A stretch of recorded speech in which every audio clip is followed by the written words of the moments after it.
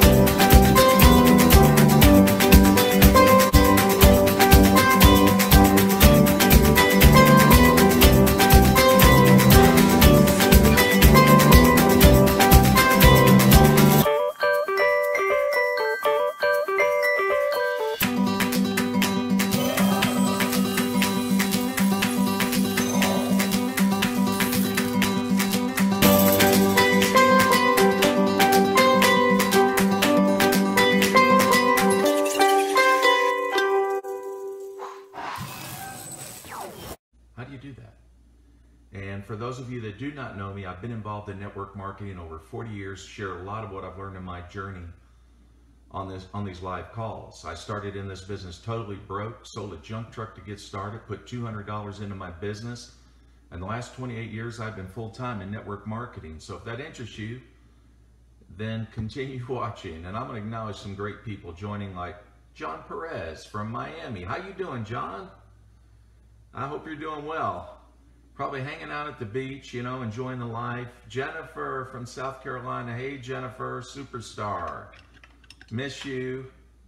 Jody Collins in Alabama. How are you? Good to see you. And Charles, brother. Yeah, down in Nigeria. Man, I don't know what time it is there. Ciro in the country of Uruguay. And Lisa in the country of Florida. Thank you, Jennifer. You're always so sweet. Love you to death. And then George in New York City. What can I say? He's a city guy. He's got the life, you know. When I grow up, I want to be like him. Hey, Mindy in New Jersey. Good to see you, Mindy. And that's right, Charles in Nigeria. What time is it in Nigeria? Charles, you might be up early. And John, I think that was John. And yeah. Okay, and who else am I missing? Who is that? That is, oh, that's Russian, man. Russian or Ukraine, I don't know what. Sorry, I can't speak it. You can tell me what country you were in. That's, I know those characters. I have some friends there. And who else we got? Rabono, nice, from Malaysia. From Malaysia, nice to. Oh, 3:45 a.m. Now that's a networker. Or he's had too much coffee to drink and he can't go to sleep. Good to see you, Charles. And let me see, who else we got? Alynia Sullivan in Tennessee. Oh, I tell you, those bears have not gone to their dens yet. They still hang around here. Miss Lee from South Korea, annyeonghaseyo. And Grace, good to see you. Christina, good to see you as well. Carolina, nice to see you. And who else we got? Yeah, I was sort of hoping those bears were, because I need a break, man. You know, you show mercy. Hey, Tommy, nice to see you. Annyeonghaseyo, Miss Lee, yes. We were just messaging the other day. And Jerry, nice to see you. Yeah, those bears are adorable, but I'll tell you what, they have, you know, they climb up on our deck, so they have those claws, you know, so they have gnawed my wood to death. Some of it I'm going to replace. Anyway, those cubs, they're the most mischievous bears out there, those cubs.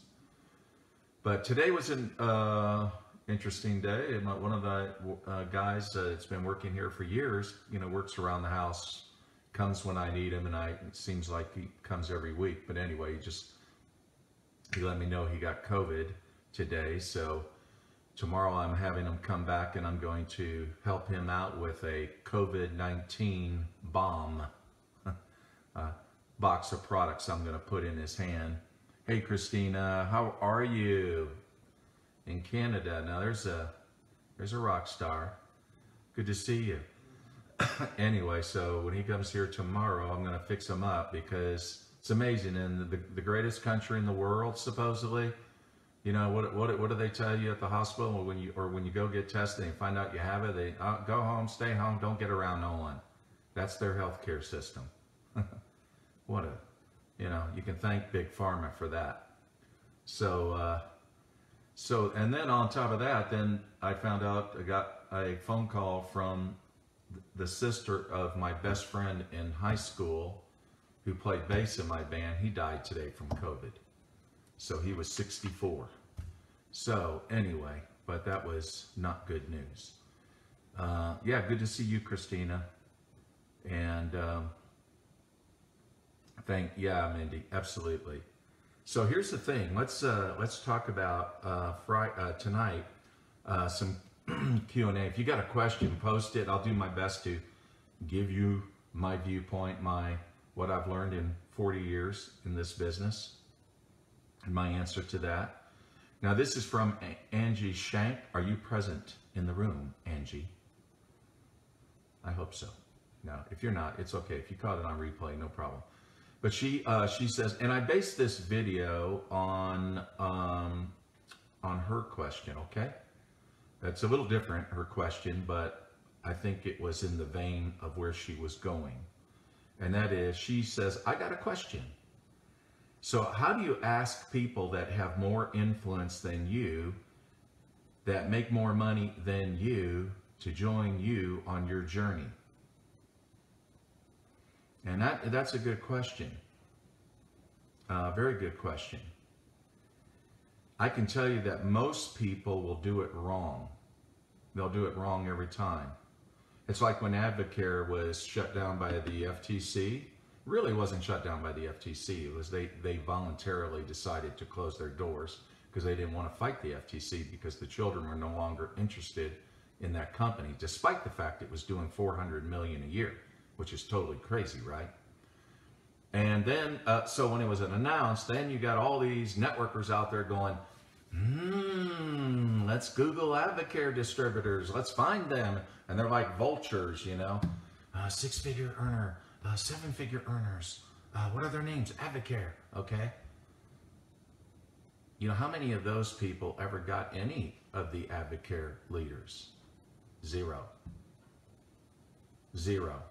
I don't care how great their product was or how great their compensation plan is. The thing that they lack is they never developed a relationship with those people in the first place. And the people who did do that, that's where they went, regardless of their income. I can tell you for a fact that, I know an eight-figure earner last week was recruited by another woman in a company. I mean, and here's the thing. They simply had a bond. You remember earlier in some of my trainings, I've been talking about create conversations. Everybody is relating to what? Devices, not people. They expect technology to do that. No. You got to have conversations. It's called social media, right? Most people in social media are not that social. Remember my challenge, I said, hey, you want to have some fun? Get into your Facebook network and reach out to 10 people a day and send them a voice message just to see how they're doing. And so that was the idea. The idea was start creating conversations. So how do you recruit somebody that makes more money and has influence? Is simply be their friend. Get to know them. Engage with them. Treat them like you're really interested in them, not for a monetary reason. but it's that you really do appreciate them. I mean, this is all lost because people have all been trained wrong by these social media, network marketing rock stars. These people that are spending $10,000, $20,000 a month just throwing stuff out there for people to buy. None of that's duplicatable. None of it. Not unless you got $10,000, $20,000 and you're married to somebody rich and you got nothing to do but paint your nails. Okay, do it. Do it. But I think that most people are not in those circumstances, okay? And they're really sincerely trying to learn how to do it right. And then yet they'll look at my generation and say, well, that's old school. Well, show me your check and I'll show you mine. That's my challenge, okay? Mine came from relationships, developing relationships, not spamming people, not trying to look like Hollywood on a Facebook Live and trying to get them to, attraction marketing, to attract them to you, to opt into you. You get their email address and then you're just, marketing. I'll tell you, you've got to understand that if you want to recruit people with influence, become their friends. Seriously. Now, that is not an overnight job. I agree. But the person that I knew last week, that's an 8-figure earner, was more successful than that other person. Still, that person was successful. But that person was also shocked too. But the thing is, what you've got to sell first is not your product, is not your opportunity, it's you. People got to buy you before they buy your product and opportunity. They got to buy you. If you're not selling you, and I'm not talking about your marketing, because there's a lot of phonies out there. I'm talking about how you show up. And just knowing that other person, just knowing her, I can tell you she shows up with a conscience. You can tell by the way she talks. She's very honest. Integrity stands out. Those are important things. So if people were to, over just even a short period of time, to engage with you, what stands out about you? Because that's important, because they want to know who you are, not your marketing. So that's the answer to that, Angie, is just get to be their friend, and don't think you can't.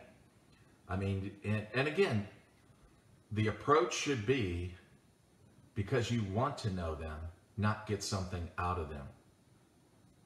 You want to contribute to something, but you want to get to know them, not get something out of them. And if the motivation is pure, then the outcome is going to be great. So, let me see, who is this? Okay. Now here comes one from Christina Digman. Are you in the room? If you are, you can give a thumbs up or say, here I am. If you're not, you can catch the replay. I wasn't sure if it was a question or a riddle on this one. It says, what is the real reason on how you can produce more product as fast as you can without any resources? She's got a second part to this question, but let me stop right there. So how you can produce more product as fast as you can without any resources. Here's the thing. I don't want you to think you don't have resources, because that's a red light story. You're creating a wall, you're creating a roadblock when you set it up that way. I don't believe in that, because you're talking to the guy that never had any money. When I started in my last company 28 years ago, when I started in that company, I was broke. I had nothing. I had no money. Tony Robbins says, when you don't have resources, be resourceful. Why is that? Because when we're resourceful, we find the resources. So when I wanted to get started and I was feeling sorry, I was in a pity party thinking, oh, I'm so broke. I'm broke, I'm stuck, I'm just in that whirlwind of negativity. Every day I was walking by the solution to my problem, but I didn't see it. Why? Because I was not being resourceful. You see, there were resources. I had a junk truck in the driveway, and all I had to do was sell that junk truck. And after sitting on my porch and saying a prayer and opening my eyes, God had the answer right there, right in front of me. I'd been walking by it for weeks, feeling sorry for myself that I have no money. I sold that junk truck for $400. I put $200 into my business. $200 into my business. And today I have a team that some months do, $30 million in product sales. Out of nothing. So, and I've got a friend on the island of Guam. Let me give you another example. I was talking to somebody about him the other day. When I met him, he asked me if he could borrow some money so he could pay his rent because they were about to throw him out. He attended some of our meetings on the island. And so I helped him out. And he just wasn't a guy that was, he was just, you would think he's just a total loser, right? He just can't seem to pull it together. And then finally, he did an early investment on Bitcoin. Made millions. Bought $1 million property right on the ocean. I talked to him, this summer anyways, had a nice conversation with him, but I'm telling you, he found resources, even if it was borrowing money from a friend to get started. So the second way that you're going to create more product as fast as you can is simply by growing your team. You grow your team, you grow your volume, you'll grow your sales volume. Products are going to be flying out of the factory, okay? And that's the key thing. Nurture those in your team. Taproot, drop down. Go down 8, 9 levels. Light a fire was, down below there, and watch the heat rise and watch everybody scramble because they're trying to get paid on it. The fear of loss is a greater motivator than the desire to gain something. The fear of loss is greater. You can dangle the mansion on a string, or you just right in front of their eyes like you're to hypnotize them. You can achieve your dream. You will have the mansion on the hill. You can do all that all day long. It doesn't motivate them. What motivates them is when they're about to lose something. Go down 9 levels, light a fire. Heat goes up, they scramble. And then all of a sudden, these 2nd, 3rd, 4th, 5th, 6th levels that you have in your organization that were shallow of volume are filling up like crazy. And all of a sudden, when you call your company to find out what your check is for that month, you're like, oh my God. It works. It really does. So, anyway, and then she finished it out by saying, but you can attract customers without the power of attraction and invite them to buy products. Okay, so, without the power of attraction. Okay, okay, so going back to what I said, I'm a big believer that in the law of attraction. You call it the power of attraction, the law of attraction, that what you think about most is what you're going to get. So I do believe in that. I don't think it's duplicatable that you advertise and spend a lot of money and try to attract people to you unless you got money to burn. There's a lot of other ways to find people. So, and again, Christina, sell you, okay? Sell you. At the end of the day, if you're not in that transaction, if they're joining a company and they're not joining you, they probably won't stay with you anyway. So we cannot fake it until we make it. We cannot fake it until we make it. That's an old cliche, old network marketing cliche. When people were as broke as could be, so they got in debt to drive a nice car to fool people to think that they were successful. The same is true with our personal development. You are a leader. So the way you show up and your mental posture is everything. So again, who are they joining? Just make sure that you're that kind of person, which means you always have to work on you. Always work on you. Okay, Omar says, I need to focus at being consistent. Well, I agree, Omar. Let me tell you something. Consistency wins the game. You can be average and just show up and do a little bit every day. I don't care. But if you're consistent, it adds up. At the end of the month, it adds up to a lot of time, a lot of results. And then, let me see. Now I'm going to go to George. And if you posted a question in your comments, George is going to screenshot it. So if you have a question, you can write it in your comments, because I only see one right now. Well, you guys are being light on me tonight. Being light on me. And Carlos from Texas asked the question, what is one of the ways to retain people in the industry of network marketing? Well, that's a very good question, Carlos. Thank you very much. So, again, in network marketing, you have retention and you have attrition. Retention is the people you keep. And then attrition is the amount of people that you lose. And I have a different attitude about attrition. When a lot of people will look at attrition, they'll look at it, what is it every month? If you look at a report, let's say for November, that we've just finished that month, right? What was your attrition in November? You might freak out.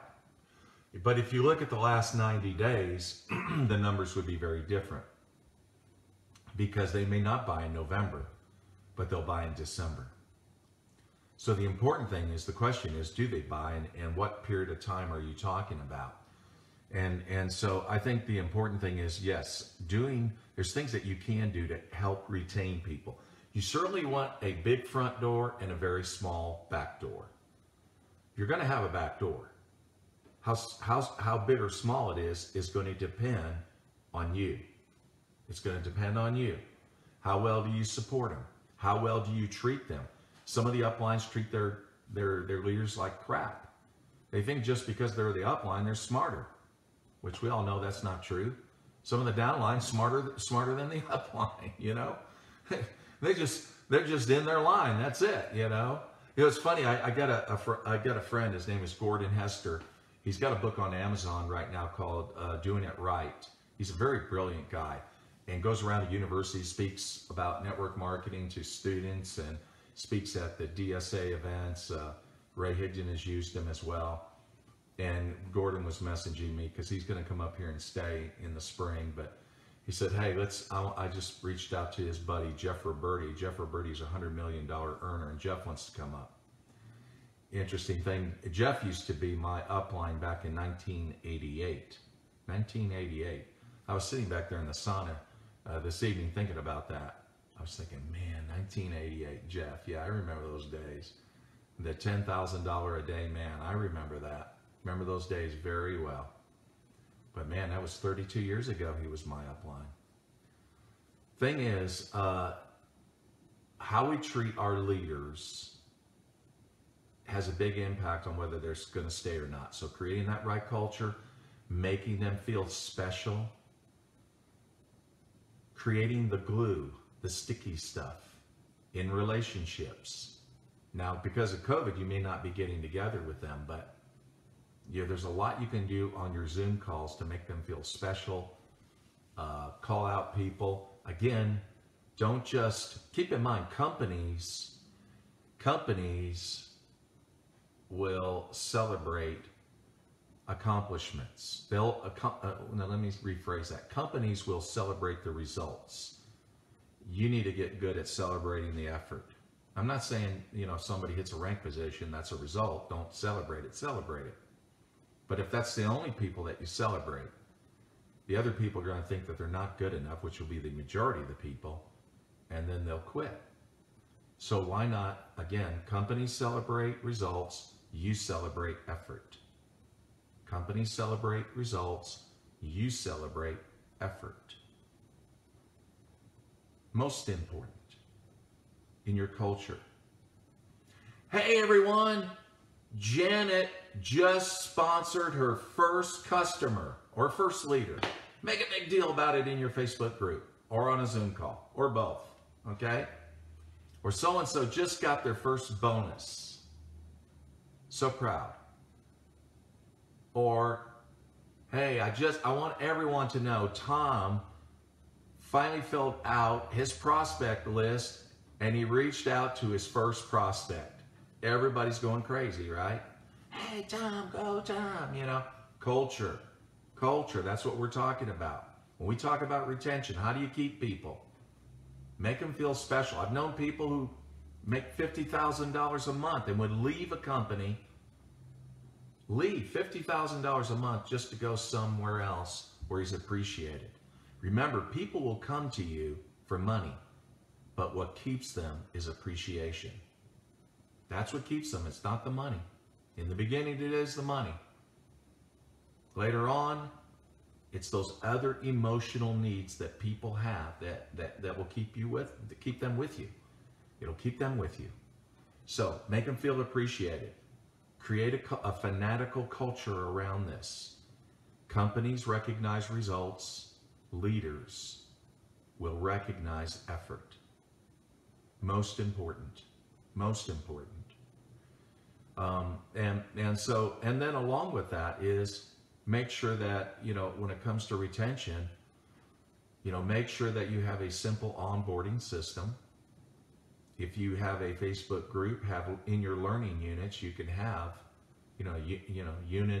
unit one can be about, their first, maybe their first 30 days in your business. Of course, if they joined at the end of the month, 30 days is almost up. You can just say, let's get started. Let's get started. And then basically show them what you want them to accomplish. You know, hitting that first leadership rank position is it.